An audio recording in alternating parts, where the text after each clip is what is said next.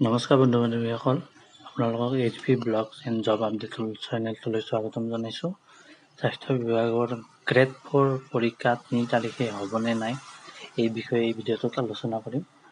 বৰ্তমান সকলোবোৰ অঞ্চলতে বানপীড়িত হৈ আছে আমাৰ বহু বান্ধৱীসকল। সেয়েহে এই ক্ষেত্ৰত যদি বানৰ সমস্যা কমি নাযায় তেনেহ'লে এক্সাম পতাটো অসম্ভৱ হৈ পৰিব। আজি যিহেতু 28 তাৰিখ, এতিয়ালৈকে এডমিট কাৰ্ডৰ কোনো আপডেট হোৱা নাই। তথাপিও আপোনালোক নিৰাশ নহ'ব আৰু 5 দিন সময় আছে। এইকেইদিনত হয়তো বানৰ সমস্যাটো কম হ'ব, তেতিয়া এক্সাম হোৱাটো সম্ভৱ হ'ব। এক্সামটো পিছুৱালৈ ৰৈ নাথাকিব। আপোনালোকে প্ৰিপাৰেশ্যন কৰিয়ে থাকক, কাৰণ এতিয়াৰ পৰা প্ৰিপাৰেশ্যন কৰিলেহে আপোনালোকে ভালদৰে এক্সামটো দিব পাৰিব।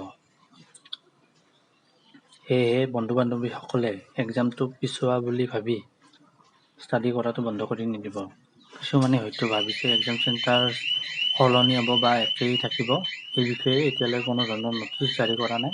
যেতিয়া গম পাম আপোনালোকক জনাই দিম। আপোনালোকে মোৰ চেনেলটোত জড়িত হৈ থাকিব আৰু প্ৰিপাৰেশ্যনটো কৰিয়ে থাকিব। বৰ্তমান যিহেতু একো নটিচ জাৰি কৰাই নাই, আপোনালোক নিশ্চিন্ত থাকক, এক্সামটো নিপিছুৱাবও পাৰে। বৰ্তমানলৈ বুধবাৰলৈকে কিজানি আমি আপডেট পাই যাম। সেয়েহে আপোনালোক জড়িত হৈ থাকিব আৰু প্ৰথমবাৰলৈ যদি মোৰ চেনেলটো লাগিছে লাইক আৰু ছাবস্ক্ৰাইব কৰিব আৰু লগতে বেল আইকনটো প্ৰেছ কৰিব, আগলৈ যাতে এনেকুৱা ভিডিঅ' পাই থাকে।